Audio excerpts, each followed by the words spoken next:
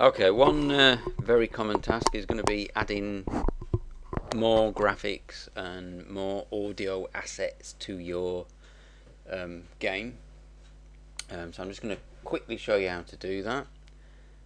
The first thing you've got to do is add the graphics to the graphics folder. So I'm going to right click on graphics in Solution Explorer and I'm going to say add, and then I'm going to say existing item for ones that I've already got created somewhere else. So I'm then going to navigate to them. So I'm just going to, obviously where yours are stored is dependent on your home drive and everything. So I'm going to add the Gradius sprites to my project. So I select add. Okay, it'll chug away and then it should appear in the graphics folder. So that's the first stage. The next stage, I need to create space to store that graphic. Okay, so I've got open gfx.cs. So if you go into Solution Explorer and just double click GFX, graphics it stands for, .cs, we need to store our images in textures. Okay, so I've got here the one for the sample graphic that came with your template. So I'm going to add a new one. So I say public static texture 2D, and I put TX in front of it so I can quickly find textures when I'm programming. You'll see that more and more as we you go through the videos and things. So I'm going to call this one Gradius, so it's got a meaningful name for me.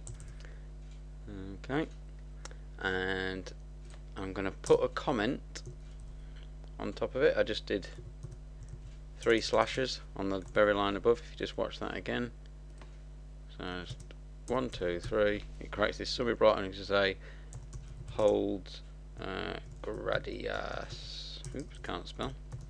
Gradius3.png graphic. Okay, so that's created space. The next thing I need to do is tell the background loader that I want to load this graphic. Now that's in startup. So if we scroll up and down until we find the subroutine start preloader, and what we tend to do is we tend to put together all the texture stuff. Okay, in this example I'm not going to bother doing that because I'm just adding it to this, but when you do yours you can organize it differently. So I'm going to say load m.add texture, because that's what I'm going to load. And so that I don't cut this up, if I copy and paste that one and then just finish that off, so asset 3, notice things start at 0. You'll have to get used to lists of things starting at 0. Now it's in the graphics folder, which is the graphics // but it is called Gradius 3. Notice we don't put the extension on. Don't make that mistake, it will go all funny. Okay, Gradius 3. Now to check that that's working, we'll need to run the system. So if we just F6 first to build it. Okay, now in the bottom left hand corner it should say build succeeded. F5 to run it. Okay, if we've spelt the file name wrong we'll get an error. Now, the fact that it works means it's not broken. Okay, so that's we've added the graphic to the folder, we've asked the game system to load the graphic. What we then need to do is transfer the graphic. Okay, now that code is here in our preload logic, which is on purpose immediately below the bit where we ask the preloader to load all the graphics.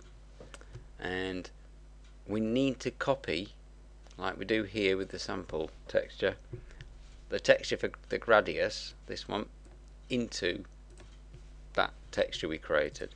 So we're just going to copy that line, GFX, that's where it's stored, TX Gradius, select that, and then texture 2D in brackets, make sure it's spelt correctly, and then we say to the load manager, get me the loaded asset, and we tell it what number.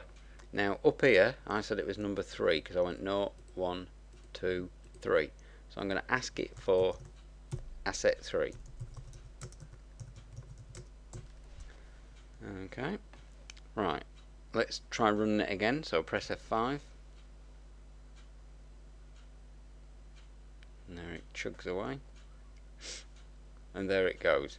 It's worked. If we had cocked anything up, it would fail and give us an error message. Okay, so be aware of that. If we want to add audio, similar process. Okay, right click on the audio, add existing item, whatever that audio is. We need to find some audio first. I think I've got some hiding away in one of these folders. So I'll add this one. So I add that in, exactly the same thing. It'll appear in the folder. It's got a hideous name, that one. So in my preload code, audio is different to graphics. We don't need to store them anywhere. The audio manager gets hold of these for us. So I'm just going to say load manager. So I'm just in start preloader again. You'll have to get used to doing this.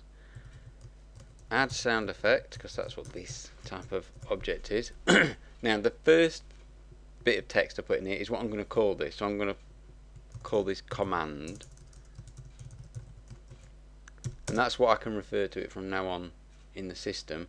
And then I have to put the file name. So this is in the audio folder, // always put a double slash in this, and then I want the name of it. So it's Windows XP menu command. Don't put the extension on. And I'll just label that asset 4. Okay, let's just build it and run it. So F5 to run it, just to make sure. If I've spelt it wrong, it'll error. I'll show you that in a sec. Okay, so it's worked properly. So I'll quit back out. Right, I'm just going to spell that wrong and show you what error message you'll get, and I'll do the same with the graphic in a minute. So it's chugging away. It's trying to run it. It's still on the black screen. That's the preloader screen, and it's now going to give me an error. So it says audio Windows XP menu command does not exist. Yeah, of course it doesn't, because I spelt it wrong.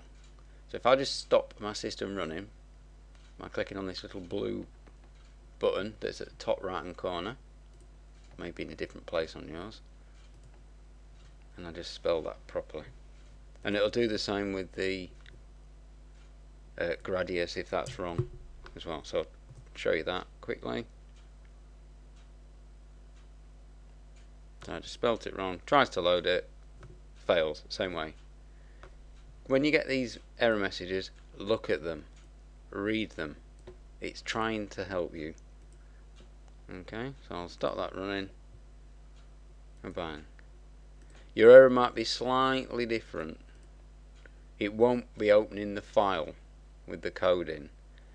I don't think it will anyway. Let's just correct that and run it again.